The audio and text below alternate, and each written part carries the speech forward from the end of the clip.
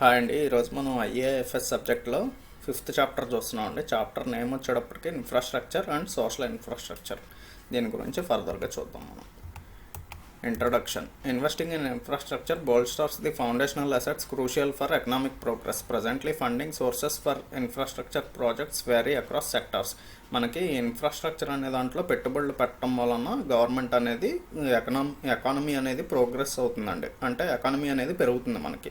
Presently funding sources for infrastructure projects vary across sectors. మనకి ఇండియాలో different types of infrastructure programs అనేవి జరుగుతూ ఉంటాయి. వాటిల్లో గవర్నమెంట్ యొక్క పెట్టుబడి అనేది ఒక్కో సెక్టార్లో ఒక్కో రకంగా ఉంటుందండి. Some sectors like railways and nuclear power operate as government monopolies. కొన్ని సెక్టార్లు ఏమిటంటే రైల్వేస్ ఒకటి, న్యూక్లియర్ ఒకటి, ఈ రెండు కూడా గవర్నమెంట్ చేతుల్లోనే కంప్లీట్గా ఉందండి. ఏదైనా ఒక సంస్థ కానీ ఒక టైప్ ఆఫ్ బిజినెస్ కానీ మొత్తం అంతా ఒకళ్ళ చేతుల్లోనే ఉంటే దాన్ని వచ్చేటప్పటికి మోనోపోలీ అంటారు. అదే ఇద్దరు చేతుల్లో ఉంటే జియోపోలీ అంటారు. ప్రస్తుతానికి మనకి మొత్తం అంతా గవర్నమెంట్ చేతుల్లోనే ఉంది కాబట్టి ఇది మోనోపోలీ కింద ట్రీట్ చేద్దాం. Government expenditure dominates certain industries while others relay on overseas development aid. కొన్ని సెక్టార్స్ వచ్చేటప్పటికేమో మొత్తం గవర్నమెంట్ చేతుల్లోనే ఉంటాయి. అదే కొన్ని సెక్టార్స్ వచ్చేటప్పటికి ఓవర్సీస్ డెవలప్మెంట్ ఎయిడ్ అంటే కొన్ని కంట్రీస్లో ఈ టైప్ ఆఫ్ డెవలప్మెంట్ చేస్తే కనుక మీకు ఎంత ఎయిడ్ అనేది ఇస్తామని చెప్పి వరల్డ్ బ్యాంకు ఇలాంటివి ఆఫర్ చేస్తూ ఉంటాయండి. అలాంటి వాటిని కొన్ని సెక్టార్స్ వచ్చేటప్పటికి వాటి మీద డిపెండ్ అయి ఉన్నాయి. And still others attract private sector investments. కొన్ని సెక్టార్స్ వచ్చేటప్పటికి వీటిల్లో కావాలంటే ప్రైవేట్ కంపెనీస్ కూడా వీటిల్లో పెట్టుబడులు అనేది పెట్టచ్చు అండి. అంటే ఎకానమీ ప్రోగ్రెస్ అవడానికి వీళ్ళు కూడా పెట్టుబడులు పెట్టి అందులో బిజినెస్లో వీళ్ళు కూడా పార్ట్నర్స్ అవుతారు, ప్రైవేట్ ప్లేయర్స్ కూడా. Embarrassing this ethos the government of India established the national investment and infrastructure fund. దీన్ని అడ్రస్ చేయడం కోసం మనకి ఇలా అందరూ పార్ట్నర్షిప్ అనేది ఉండటానికి గవర్నమెంట్ స్పెండింగ్ కూడా ఉండటం కోసం అని చెప్పి మన ఇండియన్ గవర్నమెంట్ అనేది national investment and infrastructure fund అనేది ఏర్పాటు చేసిందండి. To enhance the infrastructure financing with in the country. దేనికోసం అంటే ఇండియాలో ఇన్ఫ్రాస్ట్రక్చర్ అనేది డెవలప్ చేయడం కోసం అని చెప్పి ఈ ఫండ్ని ఉపయోగిస్తారన్నమాట. Infrastructure and economic advancement. Infrastructure encompasses physical, natural and organizational frameworks necessary for sustained economic growth. అసలు ఇందులో ఈ ఇన్ఫ్రాస్ట్రక్చర్ అనే దాంట్లో ఏమేమి ఉంటాయంటే కనుక physical, natural and organisational frameworks. ఈ ఫ్రేమ్వర్క్ అనేది మొత్తం అంతా కూడా వీళ్ళు ఒక ఇదిలాగా అంటే స్టెప్ బై స్టెప్ ప్రొసీజర్ లాగా ఉంటుందండి. మనకి ఫ్రేమ్వర్క్ అనేది చేసుకున్నారు వీళ్ళు ఫర్ సస్టైన్డ్ ఎకనామిక్ గ్రోత్. ఈ ఎకానమీ అనేది గ్రోత్ అవడం కోసం ఇన్ఫ్రాస్ట్రక్చర్ అనేది ఎలా డెవలప్ చేయాలని స్టెప్ బై స్టెప్ ప్రొసీజర్ కింద వీళ్ళు ఫిజికల్గాను, న్యాచురల్గా, ఆర్గనైజేషనల్గా ఈ మూడు రకాలుగాను ఫ్రేమ్వర్క్ అనేది ఏర్పాటు చేసుకున్నారు. Economic infrastructure facilitates the movement of labour and capital with in and across economies. ఈ ఇన్ఫ్రాస్ట్రక్చర్ అనేది డెవలప్ అవడం వలన ఏం జరుగుతుందంటే లేబర్ కానీ లేకపోతే లేబర్ అంటే ఇప్పుడు మనకి వర్క్ ఫోర్స్ ఉంటుంది చూసారా, వర్క్ ఫోర్స్ అంతా ఒక చోట నుంచి ఇంకో చోటకి వెళ్ళాలన్నా, లేకపోతే క్యాపిటల్ అంటే మనీ అండి. మనీ అనేది ఒక చోట నుంచి ఇంకో చోటకి ఫ్లో అవ్వాలన్నా, అంటే ఒక ఎకానమీ నుంచి ఇంకో ఎకానమీకి ఫ్లో అవ్వాలన్నా వీటికన్నిటికీ కూడా మనకి ఇన్ఫ్రాస్ట్రక్చర్ అనేది ఉపయోగపడుతుందండి. Fostering substantial job creation and opportunities. దీని మూలన ఏమవుతుందండి, జాబ్ క్రియేషన్ అనేది పెరుగుతుంది. అంటే మనకి బ్లూ కలర్ జాబ్స్ అని, వైట్ కలర్ జాబ్స్ అని ఉంటాయి చూసారా, అలాంటివన్నీ కూడా మనకి పెరుగుతాయి అండి. ఆపర్చునిటీస్ కూడా పెరుగుతాయి జనాలకి. Access to high quality infrastructure leads to increased output and productivity. ఇలాంటి హై క్వాలిటీ ఇన్ఫ్రాస్ట్రక్చర్ అనేది ఉందనుకోండి, ఒక చోట నుంచి ఇంకో చోటకి మూవ్ అవటం అనేది ఈజీగా ఉంటుంది. అంటే ఇప్పుడు మనకి ఎగ్జాంపుల్ తీసుకుంటే ఒక ప్లేస్ నుంచి ఎక్కువ దూరం దాదాపు ఒక 30-40 కిలోమీటర్స్ డిస్టెన్స్ ట్రావెల్ చేసి ఉద్యోగాలు చేసేవాళ్ళు కూడా ఉంటారు. అది ఏంటి, ఎందుకంటే ఆ ప్లేస్కి ఈ ప్లేస్కి కనెక్టివిటీ కనుక బాగుందనుకోండి, రోడ్ ట్రాన్స్పోర్ట్ కానీ లేకపోతే ట్రైన్ ట్రాన్స్పోర్ట్ ఎట్లాంటిది ఏ మోడ్ ఆఫ్ ట్రాన్స్పోర్ట్ సెలెక్ట్ చేసుకున్నా బాగుంటే కనుక ఒక చోట నుంచి ఇంకో చోటకి వెళ్ళి వర్క్ చేసి మళ్ళీ ఈవినింగ్ అయ్యేటప్పటికి వాళ్ళ ప్లేస్కి వాళ్ళు వెళ్ళిపోతారు. అలాంటివి ఉండటం వలన ప్రొడక్టివిటీ పెరుగుతుంది, మనకి ఈ అవుట్పుట్ అనేది కూడా పెరుగుతుందండి. It streamlines the flow of goods, raw materials, reducing inefficiencies and optimizing the utilization of limited resources. దీని వలన ఏమవుతుందంటే ఈ గూడ్స్, రా మెటీరియల్స్ ఇవన్నీ ఒక చోట నుంచి ఇంకో చోటకి మూవ్ అవడానికి ఈజీగా ఉంటుంది. అది కాకుండా ఉన్న తక్కువ రిసోర్సెస్తోనే వాళ్ళకి ఏదన్నా తక్కువ రిసోర్సెస్ ఉన్నా వాటిని మ్యాక్సిమం యూటిలైజ్ చేసుకోవడానికి ఉపయోగపడుతుందండి ఇది. Examples of infrastructure include roads, ports, airports, bridges, railways, water supply, sewage systems, power grids, telecommunication networks, irrigation systems and more. మనకి వీటిల్లో ఏమేమి వస్తుందండి ఇన్ఫ్రాస్ట్రక్చర్ డెవలప్మెంట్ అంటే, మనకి రోడ్లు కానీ లేకపోతే పోర్ట్స్ అంటే మళ్ళీ ఇందులో ఎయిర్పోర్ట్స్ అవ్వచ్చు, లేకపోతే సీ పోర్ట్స్ అవ్వచ్చు, ఇవన్నీ పోర్ట్స్ డెవలప్మెంట్ అండి. బ్రిడ్జెస్ ఒకటి, రైల్వేస్, వాటర్ సప్లై అంటే మనకి డైలీ డ్రింకింగ్ వాటర్ ఉంటుంది చూసారా అది, లేకపోతే సీవేజ్ సిస్టమ్స్, మన డ్రైనేజ్ సిస్టమ్స్ ఎలా ఉంటాయి అవి, పవర్ గ్రిడ్స్ అంటే మనకి ఈ పవర్ జనరేషన్ యూనిట్స్ ఉంటాయి చూసారా, అంటే మనకి ఎన్టీపీసీ అని ఇలాంటివి ఉన్నాయి కదా, అవన్నీ కూడా దీని కిందకే వస్తాయండి. అంటే పవర్ ప్లాంట్స్, టెలికమ్యూనికేషన్ నెట్వర్క్స్, మనకి ఉండే ఈ శాటిలైట్ కేబుల్స్ కానీ లేకపోతే మనకు ఉండే టెలిఫోన్ టవర్స్ కానీ ఇవన్నీ దీని కిందకే వస్తాయి. ఇరిగేషన్ సిస్టమ్స్ అంటే మనకు ఉండే కాలువలు కానీ ఇట్లాంటివి ఉంటాయి చూసారా, పొలాలకి నీళ్లు అందించే పంట బోధులు, ఇవన్నీ కూడా దీని కిందకే వస్తాయండి, ఇన్ఫ్రాస్ట్రక్చర్ కిందకే వస్తాయి. కేటగిరీస్ ఆఫ్ ఇన్ఫ్రాస్ట్రక్చర్, ఇందులో ఏమేమి కేటగిరీస్ ఉంటాయంటే the following are some are the significant types of infrastructure. Hard and soft infrastructure. Infrastructure can be categorised as either hard or soft. వీటిని ఇన్ఫ్రాస్ట్రక్చర్ వచ్చేటప్పటికి మనకి హార్డ్ కింద సాఫ్ట్ కింద రెండు రకాలుగాను ట్రీట్ చేయొచ్చు అండి. వీటిని హార్డ్ అంటే ఏమేమి ఉంటాయంటే hard infra comprises major physical networks like roads, ports, airports, pipe lines etcetera. ఇందులో మనకి మెయిన్గా రోడ్స్ ఒకటి, పోర్ట్స్ అంటే సీ పోర్ట్స్ కానీ ఎయిర్పోర్ట్స్ కానీ, లేకపోతే పైప్ లైన్స్ అంటే మనకి సీవేజ్ సిస్టమ్ కనెక్ట్ చేసేవైనా అవ్వచ్చు, లేకపోతే కనుక వాటర్ మనకి డ్రింకింగ్ వాటర్ సప్లై చేసే పైప్ లైన్స్ అయినా. Essential for the functioning of A modern industrial nation. మనకి ఇండస్ట్రియల్ యూసేజ్ కోసం ఒక దేశం పనిచేస్తా అంటే దానికి కావాల్సిన బేసిక్ ఇన్ఫ్రాస్ట్రక్చర్ అంతా ఇదండి. ఈ కనుక కరెక్ట్గా ఉంటే ఇండస్ట్రియల్ డెవలప్మెంట్ అనేది బాగుంటుంది దేశంలో. Soft infrastructure refers to institutions crucial for sustaining economic activity such as financial, educational, health care and law enforcement organisations. మనకి సాఫ్ట్ ఇన్ఫ్రాస్ట్రక్చర్లో వచ్చేటప్పటికి ఏమేమి డెవలప్మెంట్ జరిగితే కనుక సాఫ్ట్ అంటారంటే ఎడ్యుకేషన్ సిస్టమ్ ఒకటి, హెల్త్ కేర్ ఒకటి, ఇంకా ఫైనాన్షియల్ సిస్టమ్ అంటే మనకి బ్యాంక్స్ కానీ ఎన్బిఎఫ్సిస్ కానీ ఇవన్నీ వచ్చేటప్పటికి ఫైనాన్షియల్ కిందకు వస్తాయి. ఇవన్నీ డెవలప్మెంట్. లా ఎన్ఫోర్స్మెంట్ ఆర్గనైజేషన్స్ అంటే మనకి కోర్ట్స్ ఉంటాయి చూసారా, ఇవి లా ఎన్ఫోర్స్మెంట్కి ఉపయోగిస్తాయండి. కోర్ట్స్ లేకపోతే మనకి పోలీస్ స్టేషన్స్ కానీ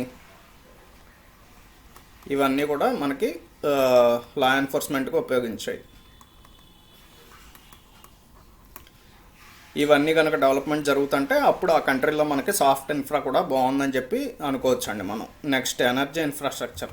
ఎనర్జీ ఇన్ఫ్రాలో మనకి ఏమేమి వస్తాయంటే encompasses the organisational framework facilitating large scale energy transmission. మనకి ఎనర్జీ అనేది లార్జ్ స్కేల్లో ప్రొడ్యూస్ అవడానికి ఏదైతే సంస్థలు ఉంటాయో వాటి డెవలప్మెంట్ కనుక జరుగుతుంటే మనకి ఆ కంట్రీలో ఎనర్జీ ఇన్ఫ్రాస్ట్రక్చర్ అనేది బాగుందన్నట్టు మనం అనుకోవచ్చు అండి. అంటే ఇందాక అనుకున్నాం కదా మనం థర్మల్ పవర్ ప్లాంట్స్ కానీ లేకపోతే న్యూక్లియర్ పవర్ ప్లాంట్స్ కానీ ఇలాంటివన్నీ మాస్ ప్రొడక్షన్ ఆఫ్ ఎనర్జీ అనేది జరుగుతుంటే అక్కడ ఎనర్జీ ఇన్ఫ్రా అనేది బాగున్నట్టు అండి. Components include natural gas pipe lines, storage and distribution terminals, petroleum pipe lines, renewable energy installations. ఇందులో మనకి ఏమేమి వస్తాయంటే natural gas pipe lines. Natural gas ఒక ప్లేస్లో ప్రొడ్యూస్ అయింది ఇంకో చోటకి ఎక్కడికన్నా ట్రాన్స్ఫర్ చేయడం కోసం అని చెప్పి పెట్టే pipe lines. Storage and distribution terminals, వాటిని ఎక్కడన్నా దాయాలన్నా లేకపోతే డిస్ట్రిబ్యూట్ చేయాలన్నా దానికి సంబంధించిన స్టోర్ హౌసెస్, టెర్మినల్స్ ఇట్లాంటివి ఏర్పాటు చేసుకోవడం. పెట్రోలియం పైప్ లైన్స్, పెట్రోల్ ఒక చోట నుంచి ఇంకో చోటకి పంపించాలంటే ఏర్పాటు చేసుకునే పైప్ లైన్స్ ఒకటి. Renewable energy installations. Renewable energy అంటే మనకి ఈ సోలార్ కానీ లేకపోతే విండ్ ఎనర్జీ కానీ ఇలాంటి వాటిని ఉపయోగించి కరెంట్ కనుక తయారు చేస్తే వాటిని రెన్యూవబుల్ ఎనర్జీ ఇన్స్టలేషన్స్ అంటారండి. అలాంటివి డెవలప్మెంట్ జరిగినా సరే ఇదంతా కూడా మనకి ఎనర్జీ ఇన్ఫ్రాస్ట్రక్చర్ కిందకి వస్తుంది. Globally India currently ranks 4th in renewable energy power capacity, 4th in wind power. మనకి ఇండియా వచ్చేటప్పటికి గ్లోబల్గా అంటే వరల్డ్ వైడ్ మన ఇండియా వచ్చి రెన్యూవబుల్ ఎనర్జీలో 4th ప్లేస్లో ఉందండి, రెన్యూవబుల్ ఎనర్జీ ప్రొడక్షన్లో. అదే విండ్ పవర్లో వచ్చేటప్పటికి అది కూడా 4th ప్లేస్లోనే ఉంది.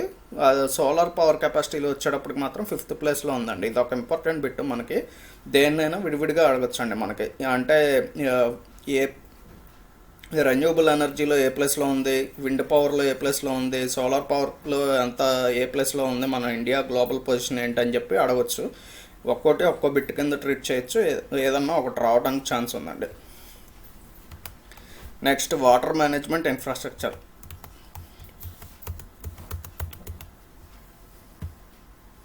This encompasses the provision of drinking water, wastewater collection and treatment, drainage systems, major irrigation networks and more. ఇందులో మనకి ఏమేమి వస్తాయంటే డ్రింకింగ్ వాటర్, మనం తాగడానికి ఉపయోగించే water, waste water collection and treatment. మన డ్రైనేజ్ వాటర్ ఉంటుంది చూసారా, అది కలెక్షన్ చేసుకోవటం, మళ్ళీ దాన్ని ట్రీట్మెంట్ చేసి మళ్ళీ రీయూజ్ చేసుకోవటం, ఇవన్నీ కూడా మనకి వాటర్ మేనేజ్మెంట్ కిందకే వస్తాయి. And drainage systems, major irrigation networks అంటే ఇందాక మనం అనుకున్నాం కదా, మన పొలాలకి వీటికి కావాల్సిన వాటర్ అనేది సప్లై చేయడం కోసం కాలువలు తవ్వుతారు కదా, పంట కాలువలు ఇలాంటివి, ఇవన్నీ ఇరిగేషన్ సిస్టమ్ కిందకి వస్తాయండి. ఇదంతా మనకి వాటర్ మేనేజ్మెంట్ ఇన్ఫ్రా కిందకి వస్తుంది మనకి. The Water Prevention and Control of Pollution Act of 1974 marked the initial legislative effort to address water pollution and conservation in India, establishing central and state pollution control boards. మనకి 1974లో ఈ water prevention and control of pollution act అనేది start చేశారండి. మనకి దీని ప్రకారం ఏంటంటే water pollution జరగకుండా కాపాడుకోవటం, అది మళ్ళీ వాటర్ అనేది మిస్యూజ్ అవ్వకుండా, అంటే ఎక్కువగా వేస్ట్ అవ్వకుండా వాటిని కన్జర్వ్ చేసుకోవటం, దీని గురించి మనకి state and central pollution control boards అనేవి ఏర్పాటు చేసుకున్నారు మనకి. It regulates the discharge of wastewater into water bodies and implements preventive and corrective measures to combat pollution. మనకి దీని ప్రకారం ఏంటంటే ఈ పొల్యూషన్ కంట్రోల్ బోర్డ్స్ ఏం చేస్తాయంటే ఈ వేస్ట్ వాటర్, మనం వాడే డ్రైనేజ్ వాటర్, ఇంట్లో వాడే వాటర్ ఉంటాయి చూసారా, మనం కానీ లేకపోతే ఇండస్ట్రీస్ కానీ, వీళ్ళ నుంచి వచ్చే వేస్ట్ వాటర్ అనేది వాటర్ బాడీస్ మనకి చెరువుల్లో కానీ కాలువల్లో కానీ ఇలాంటి వాటిల్లో కలవకుండా వీళ్ళు ఇది చేస్తూ ఉంటారండి. అంటే వాళ్ళని రెగ్యులేట్ చేస్తూ ఉంటారు, అలాంటివి చేయకూడదని చెప్పి వీళ్ళు వాళ్ళని హెచ్చరించడం, లేకపోతే వాళ్ళకి ఫైన్స్ ఇంప్లిమెంట్ చేయడం, ఇలాంటివి అనేది చేసి కంట్రోల్ చేస్తూ ఉంటారు. Communications infrastructure. This encompasses postal services, telephone networks, the internet, communication satellites etcetera. దీని కిందకి మనకి కమ్యూనికేషన్స్ ఇన్ఫ్రాలో ఏమేమి వస్తాయంటే పోస్టల్ సర్వీసెస్ అండి, మనం రెగ్యులర్గా వాడే పోస్ట్ ఆఫీస్ సర్వీసెస్, లేకపోతే అంటే ఇందుట్లో మనకి రెగ్యులర్గా పంపించే పోస్టులు కానీ కొరియర్స్ కానీ ఇవన్నీ దీంట్లో వస్తాయి. టెలిఫోన్ నెట్వర్క్స్ అంటే మొబైల్స్ కానీ ల్యాండ్ లైన్స్ ఇవన్నీ దీంట్లోకి. ఇంటర్నెట్ ఒకటి. కమ్యూనికేషన్ శాటిలైట్స్, మనకి కమ్యూనికేషన్ కోసం ఇంటర్నెట్ కోసం వాడే శాటిలైట్స్, లేకపోతే టెలిఫోన్ వాటికి మనము చూసే టీవీలు వీటిని చూడడానికి ఉపయోగించే శాటిలైట్స్, ఇవన్నీ కూడా దీంట్లోకి కమ్యూనికేషన్ ఇన్ఫ్రాలోకి వస్తాయండి. Some government initiatives in this area include, government వీటిల్లో చేసిన ఇనిషియేటివ్ ఏమేంటంటే increasing the FDI cap in the telecom sector to 100% from 74%. ఇది వరకు ఈ టెలికమ్యూనికేషన్స్లో మనకి ఎఫ్డిఐ అనేది అంటే ఫారెన్ డైరెక్ట్ ఇన్వెస్ట్మెంట్ అండి. ఎఫ్డిఐ అంటే ఇది వచ్చేటప్పటికి ఇదివరకు 74% మాత్రమే ఉండేదండి, దాన్ని ఇప్పుడు దాదాపు మనకి 100% చేసేసారు. దీని ద్వారా ఏమవుతుందంటే ఫారెన్ కంపెనీస్ ఏదన్నా మన ఇండియాలో ఈ సెక్టార్లో కనుక పెట్టుబడులు పెట్టాలనుకుంటే కనుక డైరెక్ట్గా వాళ్ళు మొత్తం 100% పెట్టచ్చు. ఇదివరకు అయితే మన ఇండియన్ గవర్నమెంట్ కొంత పెట్టేది, అంటే ఇండియాలో ఉన్న ప్రైవేట్ కంపెనీస్ ఇంతవరకు పెట్టాయి, వాళ్ళది వచ్చేటప్పటికి క్యాపిటల్ మ్యాక్సిమం 74%, అంతకుమించి వాళ్ళకి పెట్టడానికి వీలు ఉండేది కాదు. ఇప్పుడు మాత్రం 100%, అంటే మన ఇండియాలో ఎవరో కనుక పెట్టుబడి పెట్టకపోతే వీళ్ళు డైరెక్ట్ కావాలంటే 100% వరకు వీళ్ళు పెట్టుబడి అనేది పెట్టచ్చు వీటిల్లో. Approval of the production linked incentive scheme for large scale electronics manufacturing in 2020. మనకి ఇండియాలో ఈ లార్జ్ స్కేల్లో ఎలక్ట్రానిక్ అప్లయన్సెస్ అనేది తయారు చేయడం కోసం వీళ్ళు ఒక ఇది అనేది తీసుకొచ్చారండి.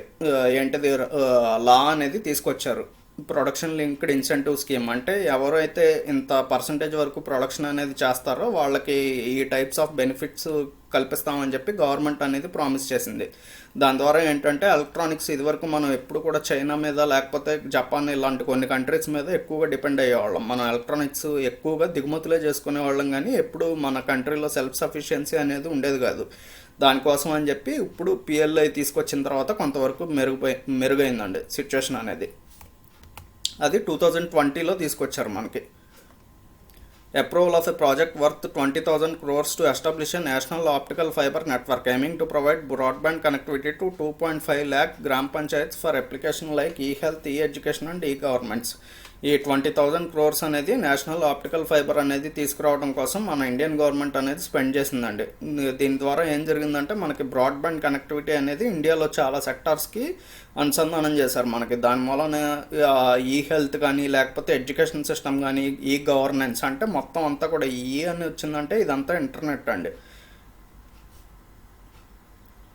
అంటే హెల్త్ సెక్టార్ని, ఎడ్యుకేషన్ సెక్టార్ని, ఈ గవర్నెన్స్ అంటే గవర్నమెంట్ పరిపాలించే విధానాన్ని, వీటినన్నిటిని కూడా మనకి ఈ గవర్నమెంట్ లింక్డ్ బాడీస్ ఉంటాయి చూసారా, మనకి ఉండే ఎంఆర్ఓ ఆఫీస్ కానీ ఇట్లాంటి వాటిల్లో మొత్తం అంతా కూడా డిజిటలైజేషన్ అనేది జరిగిందండి. గ్రామ పంచాయత్స్ వీటిల్లో కూడా మొత్తం అంతా ఇంటర్నెట్ అనేది వచ్చింది. 2.5 lakh గ్రామ పంచాయత్స్లో ఇంటర్నెట్ కనెక్షన్ అనేది ఇచ్చారంట. Critical infrastructure. Critical infrastructure comprises assets vital to the functioning of the broader economy, including electrical generation. Critical infrastructure comprises assets vital to the functioning of the broader economy. అంటే మన economy అనేది చాలా ఎక్కువ శాతం పనిచేయాలంటే మెయిన్గా ఈ క్రిటికల్ ఇన్ఫ్రాస్ట్రక్చర్ అనేది ఎక్కువగా డిపెండ్ అవుతుందండి. అసలు ఏమేంటంటే ఆ క్రిటికల్ ఇన్ఫ్రా కింద ఏమేమి వస్తాయంటే ఎలక్ట్రిసిటీ జనరేషన్, అంటే ఎలక్ట్రిసిటీ ప్రొడక్షన్ ఒకటి మనకి. నెక్స్ట్ ట్రాన్స్మిషన్ అంటే ఒక చోట ప్రొడ్యూస్ అయిన ఎలక్ట్రిసిటీని ఇంకో చోటకి పంపించడం. Distribution, gas production and distribution. Gas అనేది మనకి న్యాచురల్ గ్యాస్ ఉంటుంది చూసారా, దాని ప్రొడక్షన్, డిస్ట్రిబ్యూషన్. నెక్స్ట్ వచ్చేటప్పటికి టెలికమ్యూనికేషన్స్, ఇంటర్నెట్ కానీ లేకపోతే మనం వాడే ఈ మొబైల్స్ కానీ ఇవన్నీ telecommunications. Next agriculture, public health, financial services అంటే బ్యాంక్స్ అండ్ ఎన్బిఎఫ్సిస్. ఇవన్నీ కనుక మనకి కరెక్ట్గా పర్ఫామ్ చేస్తా అంటే ఆ కంట్రీలో మనకి క్రిటికల్ ఇన్ఫ్రాస్ట్రక్చర్ అనేది బాగున్నట్టు అండి. పబ్లిక్ హెల్త్ అంటే మనకి ఇందులో ప్రైమరీ హెల్త్ సెంటర్స్, టెర్షరీ అని, సెకండరీ అని ఉంటాయి చూసారా, అవన్నీ ఇందులోకి. అంటే నార్మల్గా మాట్లాడుకోవాలంటే హాస్పిటల్స్ ఇందులో. ఇవి వచ్చేటప్పటికి public health. And security services అంటే మనకి బార్డర్ సెక్యూరిటీ ఫోర్స్ అని లేకపోతే ఆర్మీ కానీ ఇలాంటివి ఉంటాయి చూసారా, ఇవన్నీ పోలీస్ వ్యవస్థ కానీ వీళ్ళంతా మనకి సెక్యూరిటీ సర్వీసెస్. ఇదంతా కనుక బాగుంటే మనకి ఆ దేశంలో క్రిటికల్ ఇన్ఫ్రా అనేది బాగున్నట్టు అండి.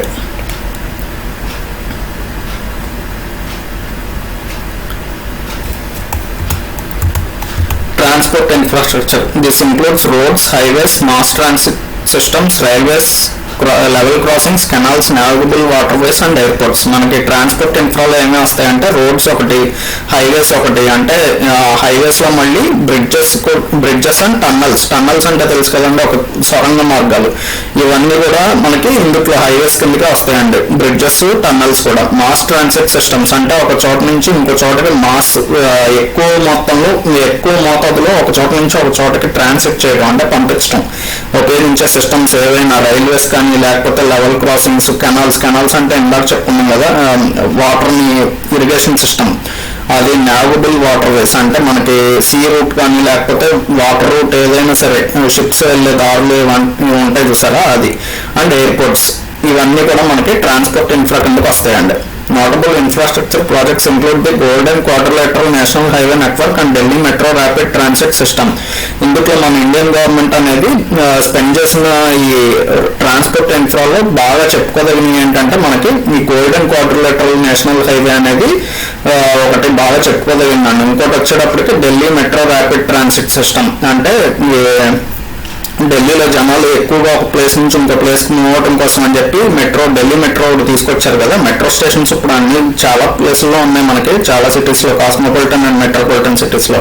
కానీ బాగా చెప్పుకోదగింది మాత్రం ఢిల్లీ మెట్రో అండి. ఎందుకంటే అక్కడ ఈ ల్యాండ్ ఎక్విజిషన్ కానీ ఈ ప్రాజెక్టు ఇదంతా కూడా మన ఇండియాకి చాలా ఇది కింద క్రేజ్ తీసుకొచ్చింది. ఎందుకంటే అక్కడ ల్యాండ్ అనేది చాలా వాల్యుబుల్ కాబట్టి అక్కడ ల్యాండ్ని ఎక్వైర్ చేసుకోవడం, ఆ దారంతా క్లియర్ చేసుకుంటా అక్కడ మెట్రో రైలు ఏర్పాటు చేయడం ఇదంతా చాలా కష్టంతో కూడుకుంటానండి. అందుకని చెప్పి ఇది ఒకటి మనకి బాగా చెప్పుకోదగింది. నెక్స్ట్ వచ్చి గోల్డెన్ క్వాడ్రిలేటరల్ అంటే మన ఇండియాలో ఉన్న 4 మేజర్ సిటీస్, మెట్రోపాలిటన్ సిటీస్ ఏవైతే ఉన్నాయో మెట్రో సిటీస్, 4 మెట్రో సిటీస్ ని మనకి ఒకే నేషనల్ హైవేతో కనెక్ట్ చేశారండి. ఆ 4 సిటీస్ ఏమేంటంటే మనకి చెన్నై ఒకటి, ఢిల్లీ, కోల్కతా, బాంబే అండ్ చెన్నై అండి. ఈ 4 సిటీస్ ని కూడా మెట్రో సిటీస్ ని మనకి ఒకే నేషనల్ హైవే ద్వారా కనెక్ట్ చేశారు మనకి.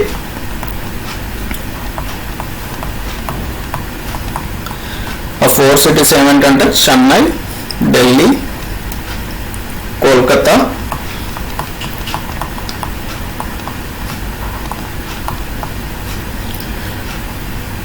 అండ్ బాంబే. ఈ 4 సిటీస్ ని మనకి గోల్డెన్ క్వాడ్రిలేటరల్ నేషనల్ హైవే ద్వారా కనెక్ట్ చేశారండి.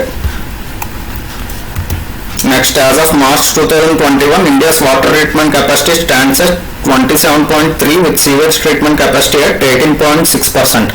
మనకి ఇండియాలో ఈ వేస్ట్ వాటర్ ట్రీట్మెంట్ అనేది దాదాపు 2021 లెక్కల ప్రకారం 27.3% మనం ఏదైతే వాటర్ అనేది యూజ్ చేస్తున్నామో ఆ వాటర్ని మళ్ళీ తిరిగి క్లీన్ చేయటం కానీ అంటే సాల్ట్ వాటర్ని ఫ్రెష్ వాటర్ కింద కన్వర్ట్ చేసేదేమో 27.3% అండి. అంటే డ్రింకబుల్ వాటర్ కింద లేకపోతే యూజబుల్ వాటర్ కింద ట్రీట్ చేసింది. నెక్స్ట్ సీవేజ్ ట్రీట్మెంట్ అంటే మనం వాడిన వాటర్ని మళ్ళీ రీసైకిల్ చేసి వాడుకోగలిగిన వాటర్ని క్రియేట్ చేసింది 18.6%. అంటే మనం వాడిన వాటర్లో ఇంత వంతు వాటర్ని మళ్ళీ తిరిగి రీయూజబుల్ కింద కన్వర్ట్ చేస్తున్నారండి.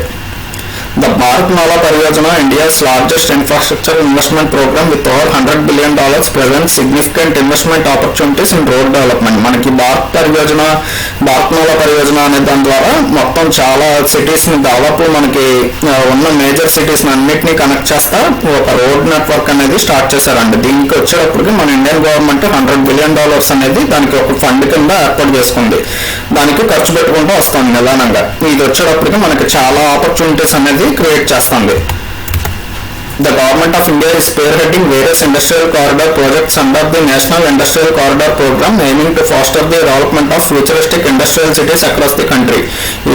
మన ఇండియన్ గవర్నమెంట్ వచ్చేటప్పటికి ఇండస్ట్రీ ప్రమోషన్ కోసం అంటే ఇండస్ట్రియల్ సెక్టర్ అనేది ప్రమోట్ చేయడం కోసం వాళ్ళు ఎక్కువ జాబ్స్ అనేది క్రియేట్ అవడం, అవుట్పుట్ నేషనల్ అవుట్పుట్ అనేది పెరగడం కోసం ఏం చేస్తుందంటే ఇండస్ట్రియల్ కారిడార్ ప్రాజెక్ట్స్ అనేవి తీసుకొస్తుందండి. దీని ప్రకారం ఏంటంటే మనకి ఒక్కో కారిడార్లో ఒక్కో టైప్ ఆఫ్ ఇండస్ట్రీ అనేది ఫ్లోరిష్ అవడం కోసం ఇండియన్ గవర్నమెంట్ తీసుకుంటున్న స్టెప్స్ ఇవన్నీ.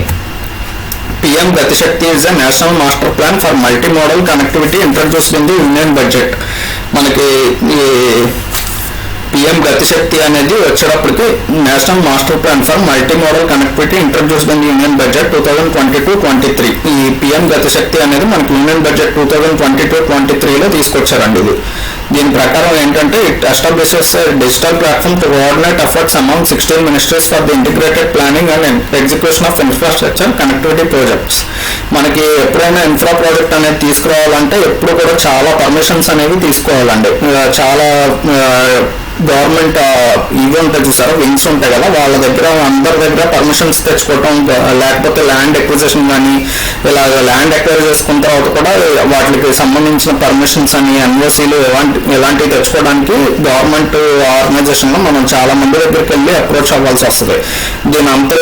దీని అంతటి వలన మనకి ఆ ప్రాజెక్ట్ అనేది నిజంగా లైన్లోకి రావాలంటే చాలా టైం పట్టేస్తుందండి. అందుకని చెప్పి వీళ్ళు ఏం చేశారంటే ఈ PM Gati Shakti దాంట్లో 16 మినిస్ట్రీస్ అన్న వాళ్ళు మొత్తం 16 డిపార్ట్మెంట్స్ మొత్తం అంతా ఒకే చోటన ఉంటారండి. వీళ్ళందరికీ పర్మిషన్స్ అనేది ఒక్కళ్ళ దగ్గరికి వెళ్తే మొత్తం ఒకేసారి 16 వాళ్ళకి కావాల్సిన ఎన్ఓసీలు కానీ ఇలాంటి పనులన్నీ 16 ఆర్గనైజేషన్స్ నుంచి మొత్తం కూడా ఒకేసారి అయిపోయేటట్టు వీళ్ళు ప్లాన్ చేశారు. This initiative AIIMS to ensure seamless connectivity for the movement of people, goods and services. దీని ద్వారా ఏం జరుగుతుందంటే అప్పుడు ఇన్ఫ్రా అనేది పెరిగితే మనకి దాని ద్వారా ఆటోమేటిక్గా పీపుల్ లేకపోతే గూడ్స్ అండ్ సర్వీసెస్ ఇవన్నీ ఒక ప్లేస్ నుంచి ఇంకో ప్లేస్కి మూవ్మెంట్ అనేది చాలా ఫాస్ట్గా అవుతుంది మనకి. Notable highlights of the project include expansion of the national highways network by 25,000 kilometers in 2022-23 with rupees 20,000 crore allotted for mobilization. మనకి దీంట్లో నోటబుల్ హైలైట్స్ ఏంటంటే ఇప్పుడు వరకు చేసినట్లు బాగా నోటబుల్ హైలైట్స్ ఏమిటంటే ఇప్పుడు వరకు నేషనల్ హైవేస్ డెవలప్మెంట్ చేయడం కోసం అని చెప్పి 2022-23లో 25,000 కిలోమీటర్స్ రోడ్లు అనేవి వేయాలి, నేషనల్ హైవేస్ అనేవి పెంచుకోవాలి అని చెప్పి మన ఇండియన్ గవర్నమెంట్ అనుకుంది. దానికి 20,000 crores అనేది ఇప్పుడు వరకు ఫండింగ్ అనేది ఇచ్చారండి, అలాట్ చేశారు. దానికి implementation of multimodal logistic parks at 4 locations through PPP mode in 2022-23. మనకి మల్టీమోడల్ లాజిస్టిక్ పార్క్స్ అని చెప్పి ఏర్పాటు చేశారండి. అంటే వీటిలో ఏంటంటే మనకి దీని ద్వారా ట్రైన్ రూట్లో కానీ లేకపోతే సీపోర్ట్స్ కానీ లేకపోతే ఎయిర్పోర్ట్స్ కానీ ఇవన్నీ దగ్గరగా ఉండేటట్టు మల్టీమోడల్ లాజిస్టిక్ పార్క్స్ అనేవి ఏర్పాటు చేశారు. దాని ద్వారా ఏం జరుగుతుందంటే ఒక ప్లేస్లో తయారైన ప్రోడక్ట్ అనేది ఆ ప్లేస్ నుంచి వేరే ప్లేస్కి అంటే మల్టీమోడల్ లాజిస్టిక్ పార్క్స్ ఉన్నాయి చూసారా, వీటిలోనే కావాలంటే స్టోర్ చేసుకోవచ్చు. అక్కడి నుంచి కావాల్సిన వేరే ఇండస్ట్రీకి దేనికన్నా కావాలనుకుంటే ఇక్కడి నుంచే వాటిని ట్రాన్సిట్ చేయొచ్చు. వాటికి అన్నిటికీ ఉపయోగపడుతుందండి. ఈ PPP మోడ్ అంటే పబ్లిక్ ప్రైవేట్ పార్ట్నర్షిప్. మనకి అంటే పబ్లిక్ ఎంటర్ప్రైజెస్, ప్రైవేట్ కంపెనీస్ రెండు కూడా కలిసి పార్ట్నర్షిప్ లాగా ఏర్పడి ఇందులో పెట్టుబడులు అనేవి పడతాయండి. Public private partnership.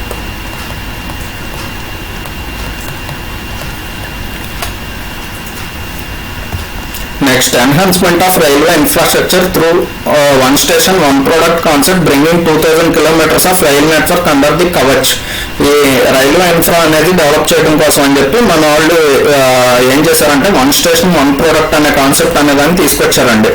దీని ద్వారా ఏం జరుగుతుందంటే మనకి వోకల్ ఫర్ లోకల్ అని మనకి ఒక స్టేట్లో కనుక ఒక ప్రోడక్ట్ అనేది ఏదన్నా బాగా ఫేమస్ ప్రోడక్ట్ అనేది ఏదన్నా ఉందనుకోండి, అప్పుడు మనం ట్రైన్ ఒక స్టేషన్ దాటి ఇంకో స్టేషన్కి వెళ్ళినప్పుడు ఆ స్టేషన్లో ఆ ఊళ్ళో కానీ లేకపోతే ఆ ప్లేస్లో పర్టికులర్ ప్లేస్లో ఏదైతే ప్రోడక్ట్ బాగా ప్రసిద్ధిగాంచిందో ఆ ప్రోడక్ట్ని అక్కడ డిస్ప్లే కింద పడతారండి. కావాలంటే జనాలు అది చూడొచ్చు వాళ్ళకి ఎంటర్టైన్మెంట్ కోసం, లేకపోతే కనుక వాళ్ళు పర్చేస్ కూడా చేసుకోవచ్చు. అదే స్టేషన్లో వాళ్ళు మళ్ళీ బయటకు వెళ్ళి కొనుక్కోవాల్సిన పని ఉండదండి. అదే స్టేషన్లో కావాలంటే వీళ్ళు వెళ్ళి షాపింగ్ కూడా చేసుకోవచ్చు. దీని ద్వారా ఏం జరుగుతుంది, అక్కడ లోకల్గా ఉండే ప్రోడక్ట్ని తయారు చేసే పీపుల్కి వాళ్ళకి ఒక ప్లాట్ఫామ్ దొరుకుతుంది. వాళ్ళకి అమ్ముకోవడానికి కొనుక్కునే వాళ్ళకి కూడా ఆ ప్రోడక్ట్ని మళ్ళీ బయటకు వెళ్ళి షాపింగ్ చేయాల్సి కాకుండా అక్కడే కావాలంటే కొనుక్కోవచ్చు అండి. Bringing 2000 kilometers of rail network under Kavach. ఈ కవచ్ సిస్టమ్ అంటే మనకి ట్రైన్ ఎప్పుడన్నా పట్టాలు తప్పడం ఇట్లాంటివి జరుగుతూ ఉంటాయి కదా, అప్పుడు ఆ టైంలో చాలా మందికి ప్రమాదం అనేది జరిగితే చాలా మంది చనిపోతూ ఉంటారు, లేకపోతే చాలా మంది హ్యాండిక్యాప్డ్ కింద అవుతారు కదా. అలాంటి ఇది లేకుండా మనకి కవచ్ సిస్టమ్ అనేది ముందే యాక్సిడెంట్ ఎక్కడ జరుగుతుంది, ఎక్కడన్నా పట్టాలు ఇది డ్యామేజ్ జరిగిందా, ఇట్లాంటివి అంతా కూడా ఈ కవచ్ సిస్టమ్ అనేది ముందే పసిగట్టి వీళ్ళకి రైల్వే వాళ్ళకి ముందే సమాచారం ఇస్తుందండి. అలా ప్రస్తుతానికి వచ్చి 2000 kilometers కవచ్ సిస్టమ్ కిందకి తీసుకొచ్చారు ప్రస్తుతానికి. And the development of 100 PM Gatishakti cargo terminals for multimodal logistics over the next 3 years. ఇప్పటికే 100 PM గతిశక్తి కార్గో టెర్మినల్స్ అనేవి తయారు చేశారండి. వీటి ద్వారా ఏంటంటే చెప్పాను కదా, కార్గో టెర్మినల్స్ అంటే ఏంటంటే ఒక ప్లేస్లో ప్రోడక్ట్ కనుక తయారైతే దాన్ని తీసుకొచ్చి వీటిల్లో ఈ కార్గో టెర్మినల్స్లో ఉంచుతారండి. అక్కడి నుంచి వేరు చోట్లకి మనకి ట్రాన్సిట్ చేయడం జరుగుతుంది. వీటిని launching the national ropeways development programme Parvatmala అనే PPP బేసిస్. ఈ నేషనల్ రోప్వేస్ డెవలప్మెంట్ అనేది ఒకటి స్టార్ట్ చేశారండి. అంటే ఎత్తైన కొండ ప్రాంతాలు ఉంటాయి చూసారా, ఆ ప్లేసుల్లోకి వెళ్ళాలంటే మనకి రోడ్డు బెల్ట్ కానీ ఇలాంటివన్నీ తయారు చేస్తే మనకి కింద నుంచి పై వరకు వెళ్ళాలంటే, పై నుంచి కిందకి రావాలంటే మనకి ఎప్పుడు కూడా పెట్రోల్ కానీ డీజిల్ కానీ తక్కువ కన్జ్యూమ్ అవుతుంది. అదే కింద నుంచి పైకి వెళ్ళాలంటే కనుక చాలా పెట్రోల్ చాలా డీజిల్ ఖర్చు అవుతుంది కదా. ఇలాంటివి ఉండకుండా, అది కాకుండా ఈ చోక్ ఏరియాస్ ఉంటాయండి కొన్ని, అంటే అలాంటి ప్లేసుల్లో ట్రాన్స్పోర్ట్ అనేది చాలా కష్టంగా ఉంటుంది. అటు నుంచి ఇటు నుంచి రెండు వైపుల నుంచి మనకి ఇవి వస్తుంటే కనుక వెహికల్స్ వస్తుంటే ఆ ప్లేస్లో మనకి బాగా ఇది అనేది జరుగుతుందండి. అంటే ట్రాఫిక్ అనేది అంతరాయం కలిగి బాగా ఎక్కువ వెహికల్స్ బ్లాక్ అయిపోతూ ఉంటాయి. అలాంటి ఇది లేకుండా, ఇబ్బంది లేకుండా మనకి పర్వతమాల ప్రాజెక్ట్ అనేది తీసుకొచ్చారండి. అంటే రోప్ వేస్ ఉంటాయి చూసారా, వీటిల్లో మనకి కింద నుంచి పైకి పంపిస్తూ ఉంటారు, లేకపోతే పైనుంచి కిందకి మనుషులనైనా లేకపోతే వస్తువులనైనా ఈజీ ట్రాన్స్పోర్టేషన్ ఉంటుందండి వీటిల్లో. ప్రస్తుతానికి ఇది వచ్చేటప్పటికి ఒక 60 kilometers అనేది మన వాళ్ళు డెవలప్ చేశారు. అది కూడా ఏంటి PPP మోడ్లో, అంటే పబ్లిక్ ప్రైవేట్ పార్ట్నర్షిప్ మోడ్లో ఇది కూడా ఒకటి చేశారు. అలా మొత్తం 8 రోప్వే ప్రాజెక్ట్స్ అనేవి ప్లాన్ చేశారండి మొత్తం మన వాళ్ళు. Urban infrastructure plays a significant role in the India's economy, contributing over 2/3 of the GDP and accounting for 90% of government revenues despite housing less than 1/3 of the population. Urban infra అనేది కూడా మనకి Indian GDP అనేది పెంచడంలో చాలా వరకు ముఖ్య పాత్ర అనేది పోషిస్తుంది. ఇది 90% ఆఫ్ ది గవర్నమెంట్ రెవెన్యూస్ మనకి అర్బన్ ఇన్ఫ్రాస్ట్రక్చర్ నుంచే వస్తుందండి. accounting for 90% of government revenues despite housing less than one third of the population.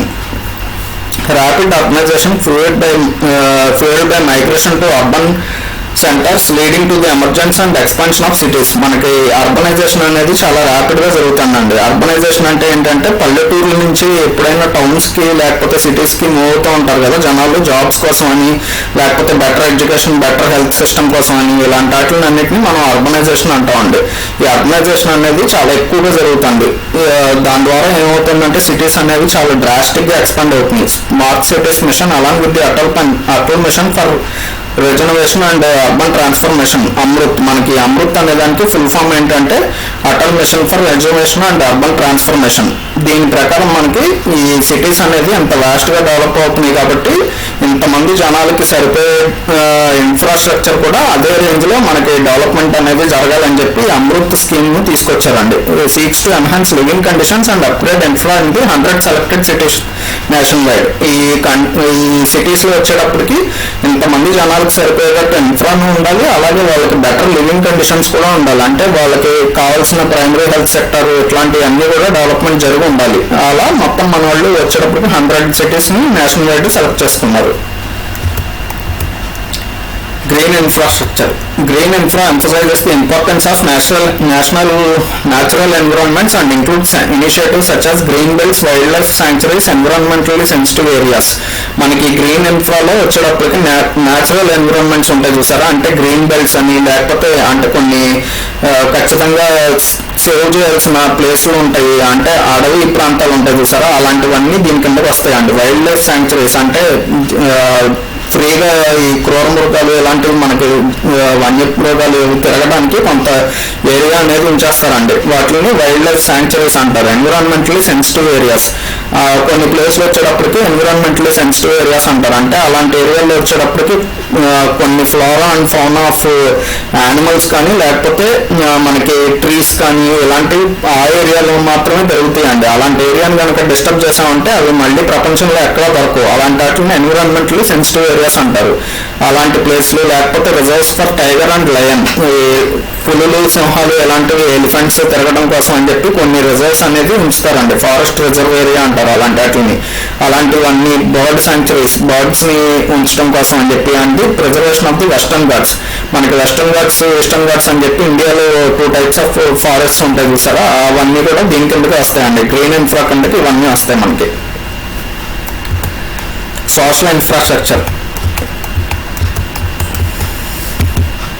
The social sector encompasses various aspects crucial for societal well-being, including health, education, water supply, transportation, agriculture, infrastructure, irrigation, natural resource management.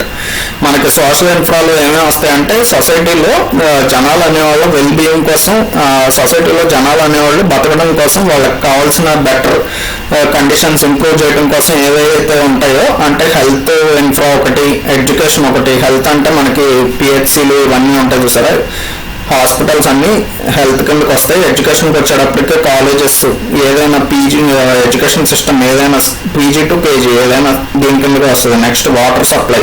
Water supply అంటే drinking water కానీ లేకపోతే పొలాలకు కావాల్సిన water supply కానీ ఇవంతా దీని కిందకి వస్తాయి. Next transportation, agriculture, infrastructure, irrigation water. Next natural resource management. Natural resources అంటే మనకి వాటర్ ఒకటి, ఫారెస్ట్, ల్యాండ్ అండ్ ఎనర్జీ ఇవన్నీ దీని కిందకి వస్తాయండి. వెల్ఫేర్ ప్రోగ్రామ్స్ అండ్ సర్వీసెస్ ఇవన్నీ మనకి సోషల్ ఇన్ఫ్రాస్ట్రక్చర్ కిందకి వస్తాయి.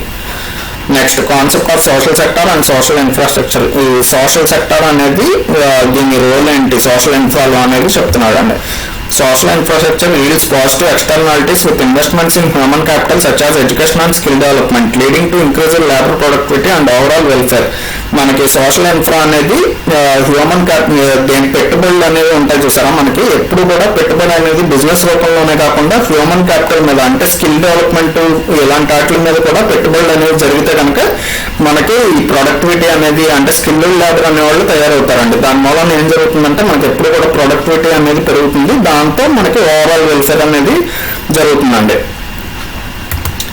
Historically, India's social sector was neglected with a literacy rate of only 17% and a life expectancy of 32.5 years at the time of independence. మనకి independence వచ్చే టైంకి మన ఇండియాలో లిటరసీ రేట్ వచ్చేటప్పటికి 17%, అంటే 117 మంది మాత్రమే మనకి చదువుకున్న వాళ్ళు ఉండేవాళ్ళు. లిటరసీ అంటే వాళ్ళు చదవటం రాయటం రెండు కూడా లిటరసీ కిందకి వస్తుందండి. అలాంటి వాళ్ళు కేవలం 17 మంది మాత్రమే ఉన్నారు. And life expectancy was 32.5 years. అప్పటికి 100 ఏళ్ళు మన జీవితం కింద తీసుకుంటే అందులో కేవలం 32.5 years మాత్రమే యావరేజ్ లైఫ్ ఎక్స్పెక్టెన్సీ కింద ఉండేదండి.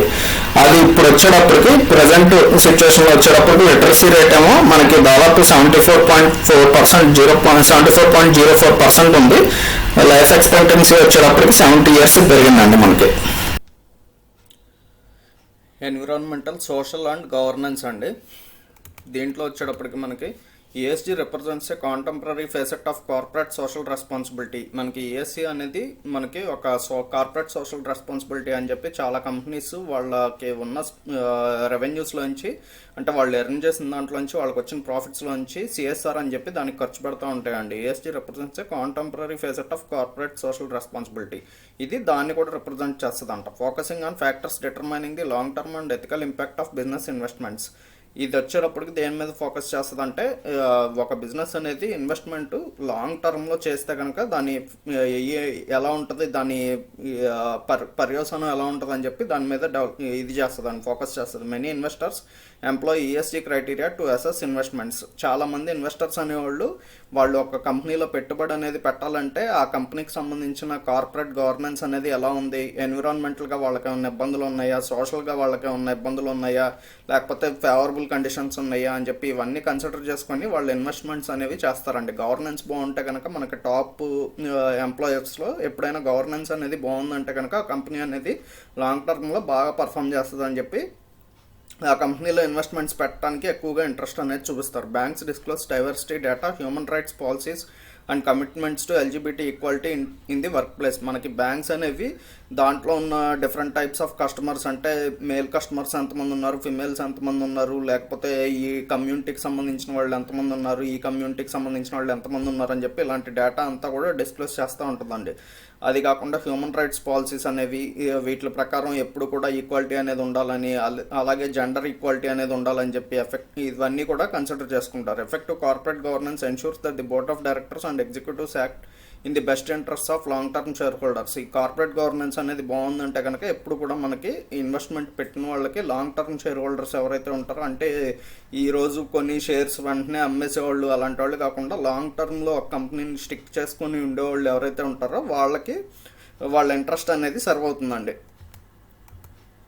Health, education and family welfare. Head India's healthcare sector is experiencing rapid expansion encompassing both public and private service providers. మన ఇండియాలో హెల్త్ కేర్ సెక్టర్ అనేది చాలా ఎక్కువగా ఎక్స్పాండ్ అవుతుందండి. ఇందులో వచ్చేటప్పటికి బోత్ పబ్లిక్ ప్లేయర్స్ ఉంటున్నారు, ప్రైవేట్ ప్లేయర్స్ కూడా ఉంటున్నారు. మనకి according to the economic survey 2021-22 the health care sectors budget spending for 2021-22 was rupees 4.7 lakh crore.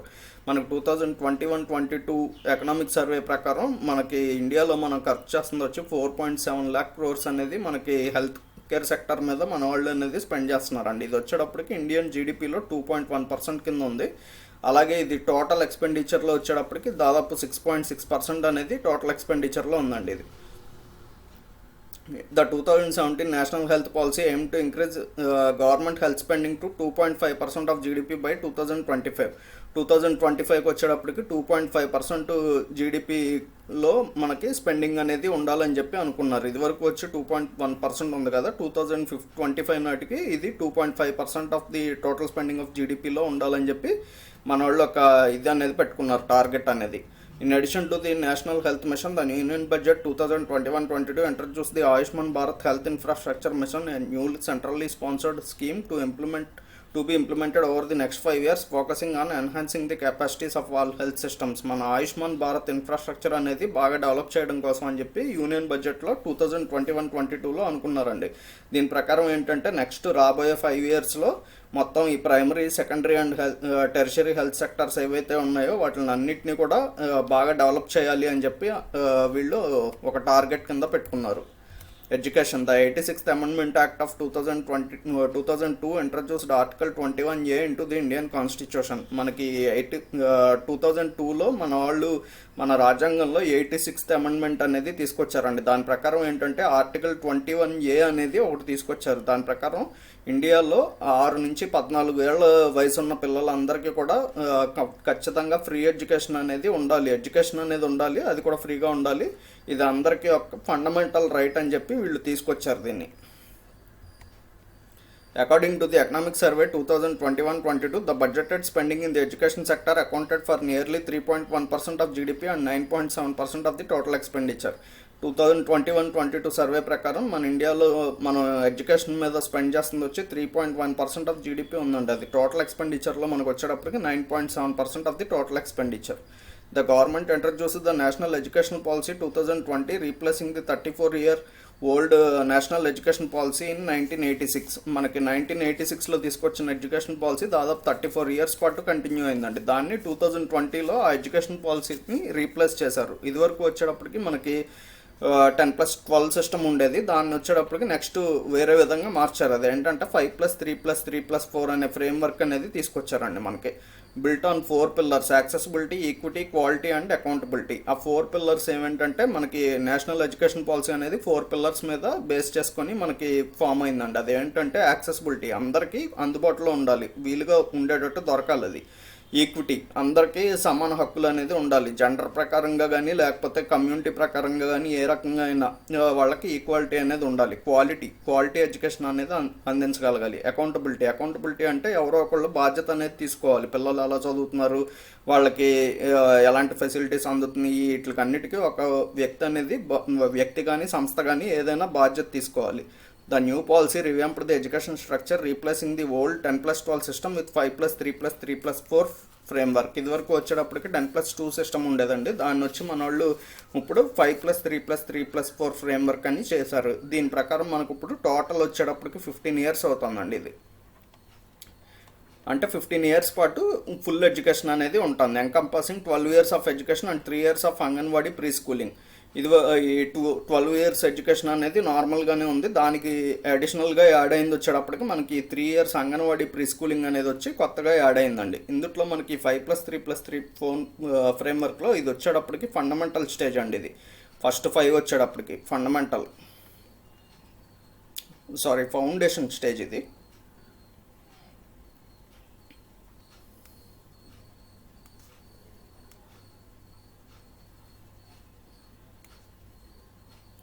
వచ్చేటప్పటికి ఫౌండేషన్ స్టేజ్ అండి. నెక్స్ట్ వచ్చేటప్పటికి ఈ 3 ఇయర్స్ వచ్చి ప్రిపరేషన్ స్టేజ్.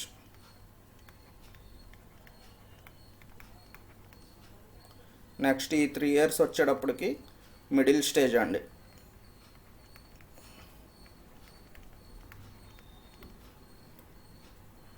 ఈ 4 ఇయర్స్ వచ్చేటప్పటికి మనకి సెకండరీ స్టేజ్.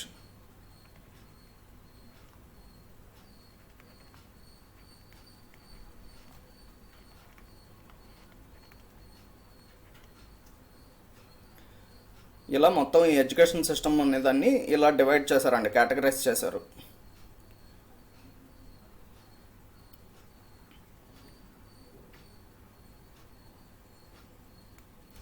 నెక్స్ట్ ఫ్యామిలీ వెల్ఫేర్కి మన వాళ్ళు ఎంత స్పెండింగ్ అనేది చేస్తున్నారు అనేది చూద్దాం. The Family Welfare Program aims to stabilize the population and provide high quality health services including immunization for pregnant women and children. ఈ ఫ్యామిలీ వెల్ఫేర్ ప్రోగ్రాంలో ఏంటంటే మెయిన్గా అసలు చిన్నపిల్లలకి వాళ్ళ తల్లులకి వచ్చేటప్పటికి ఇమ్యూనిటీ అనేది డెవలప్ చేయాలి, వాళ్ళ హెల్త్ అనేది బాగుండేటట్టు చూసుకోవాలనేది దీని మెయిన్ ఎయిమ్ అండి ఫ్యామిలీ వెల్ఫేర్. అది కాకుండా పాపులేషన్ కూడా కంట్రోల్లో ఉంచాలనేది. India implemented the world's first national programme for family planning in 1952. వరల్డ్లో మొత్తం అందరికన్నా కూడా మనవాళ్లే ఫస్ట్ ఫ్యామిలీ ప్లానింగ్ అనేది 1952లో తీసుకొచ్చారండి.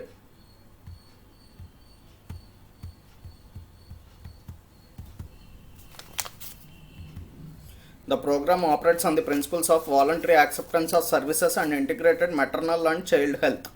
ఈ ప్రోగ్రామ్ ఏంటంటే వాలంటరీగా ఎవరికాళ్ళు వచ్చి ఫ్యామిలీ ప్లానింగ్ చేయించుకునేటట్టు, అలాగే తల్లికి పిల్లలకి ఆరోగ్యం అనేది బాగుండేటట్టు చూడాలి అనేది దీని ముఖ్య ఉద్దేశం అండి. And family planning services providing free and convenient access.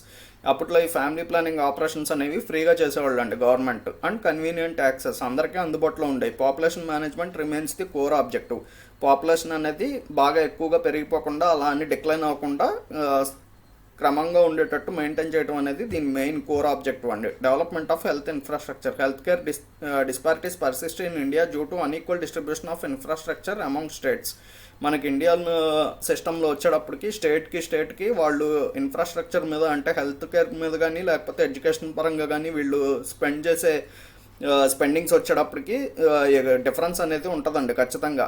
Health care మీద ఎక్కువగా స్పెండ్ చేసే స్టేట్లో వచ్చేటప్పటికి హెల్త్ కేర్ సెక్టర్ అనేది ఖచ్చితంగా బాగుంటుంది. అదే తక్కువ స్పెండ్ చేస్తే కనుక హెల్త్ కేర్ మీద ఆ స్టేట్లో హెల్త్ కేర్ అనేది కొంచెం తక్కువగానే ఉంటుందండి.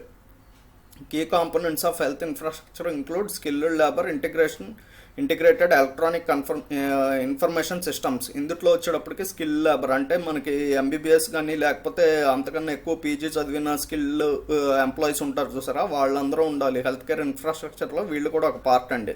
ఇంటిగ్రేటెడ్ ఎలక్ట్రానిక్ ఇన్ఫర్మేషన్ సిస్టమ్స్ అంటే వీళ్ళకి చేసే స్కానింగ్స్ ఇలాంటివి ఉంటాయి చూసారా, లేకపోతే బ్లడ్ టెస్టింగ్ మిషన్స్ కానీ ఇలాంటివన్నీ కూడా ఈసీజీ మిషన్స్ ఇవన్నీ వచ్చేటప్పటికి ఎలక్ట్రానిక్ ఇన్ఫర్మేషన్ సిస్టమ్స్ కిందకి వస్తాయండి. పబ్లిక్ హెల్త్ ఏజెన్సీస్ ఒకళ్ళు, మళ్ళీ రీసోర్సెస్ అండ్ రీసెర్చ్ చేసేవాళ్ళు, వాళ్ళకి సంబంధించిన రీసోర్సెస్ అంటే వాళ్ళకి మెటీరియల్ కానీ ఇలాంటి కాటన్స్ ఇట్లాంటి లేకపోతే ట్యాబ్లెట్స్ ఇలాంటి ప్రొవైడ్ చేసే రిసోర్సెస్ కానీ ఇవన్నీ కూడా మనకి హెల్త్ ఇన్ఫ్రాస్ట్రక్చర్లో ఒక పార్ట్ అండి ఇవన్నీ.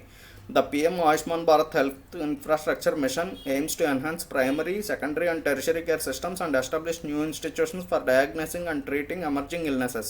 ఈ పిఎం ఆయుష్మాన్ భారత్ ఇన్ఫ్రాస్ట్రక్చర్ మిషన్లో ఏమేమి పార్ట్ అంటే primary, secondary and tertiary health care sectors అనేవి వీళ్ళ మెయిన్ టార్గెట్ అండి. వీటిలో ఏంటంటే కొత్త రకాల డిసీజెస్ ఏమన్నా వచ్చినా వాటిని డయాగ్నోస్ చేయడం, వాటిని ట్రీట్ చేయడం అనేది దీని ముఖ్య ఉద్దేశం అండి. The Ayushman Bharat Digital Mission launched in 2021 supports integrated digital health infrastructure. ఈ ఆయుష్మాన్ భారత్ అనేది 2021లో లాంచ్ చేశారు. ఇది వచ్చేటప్పటికి ఇండియాలో డిజిటల్ హెల్త్ ఇన్ఫ్రాస్ట్రక్చర్ అంటే మనం రెగ్యులర్గా వెళ్ళాల్సినట్టు హాస్పిటల్స్కి వెళ్ళి కాకుండా ఇది తీసుకోవడం, వాళ్ళ దగ్గర అంటే టెలిఫోన్లోనే వాళ్ళతో మాట్లాడి వాళ్ళకున్న ప్రాబ్లమ్స్ చెప్తే కనుక అటువైపు నుంచి వాళ్ళు మనకి కావాల్సిన మెడిసిన్స్ సజెస్ట్ చేయడం, ఇట్లాంటివన్నీ కూడా డిజిటల్ హెల్త్ ఇన్ఫ్రాస్ట్రక్చర్లో ఒక పార్ట్ అండి. లేకపోతే టెలికాన్ఫరెన్స్లో పార్టిసిపేట్ చేసి డాక్టర్తో వాళ్ళు డైరెక్ట్గా యాక్సెస్ ఉండేటట్టు చూడటం, ఇవన్నీ కూడా అందులో part. Additionally, the Union Budget 2021-22 unveiled the Ayushman Bharat Health Infrastructure Mission, a centrally sponsored scheme with an outlay of approximately 64,180 crores over 5 years. మనకి యూనియన్ బడ్జెట్లో 2021-22 ప్రకారం ఆయుష్మాన్ భారత్ యొక్క ఫండింగ్ వచ్చేటప్పటికి దానికి 64,180 crores అనేది నెక్స్ట్ 5 yearsలో వీళ్ళు స్పెండ్ చేయాలని చెప్పి అనుకున్నారండి. అంటే మనకి main primary, secondary and tertiary health care sectors ఉన్నాయి చూసారా, వీటి మీద దాదాపు 64,180 కోట్లు వీళ్ళు స్పెండ్ చేయాలని చెప్పి అనుకున్నారు మొత్తం అంతా. అలా కాకుండా వాటిని స్పెండ్ చేయటం అంటే కొత్త వాటిని స్థాపించడమే కాకుండా ఆల్రెడీ ఎగ్జిస్టింగ్లో ఉన్నట్లని fortify existing national institutions, already ఉన్న హాస్పిటల్స్ ఇలాంటి వాటిని అన్నింటినీ ఫోర్టిఫై చేయటం, అంటే వాటిని ఇంకా బెటర్ అయ్యేటట్టు చేయటం, and establish new once to tackle emergency diseases. అవి కాకుండా కొత్త వాటిని స్థాపించడం కూడా. ఓకే అండి, ఇక్కడ వరకు మనది వీడియో అయిపోయింది. ఇక్కడ నుంచి ఫర్దర్గా కొన్ని బిట్స్ ఇచ్చాను నేను. ఈ అన్నీ కూడా మీకు పీడిఎఫ్ ఫైల్లో ఉంటాయి. మీరు ఒకసారి అవి కంప్లీట్ చేసి మీరు ఎంతవరకు ఆన్సర్ చేయగలుగుతున్నారో చూసుకోండి. ఓకే అండి, మీ ఫ్యామిలీ అండ్ ఫ్రెండ్స్లో ఎవరన్నా జేఏబీకి కనుక ప్రిపేర్ అవుతుంటే వాళ్ళకి వీడియో అనేది షేర్ చేయండి, వాళ్ళకు కూడా హెల్ప్ అవుతుంది. అలాగే మీరు మన ఛానల్ని ఇప్పటివరకు కనుక సబ్స్క్రైబ్ చేసుకోకపోతే కనుక సబ్స్క్రైబ్ చేసుకోండి. ఈ వీడియోని లైక్ చేయండి ఫ్రెండ్స్. మీరు కనుక లైక్ చేస్తే ఇది ఇంకా ఫర్దర్గా ఎక్కువ మంది జనాలకి యూట్యూబ్ అనేది చూపిస్తుంది. థ్యాంక్ యూ అండి, బాయ్.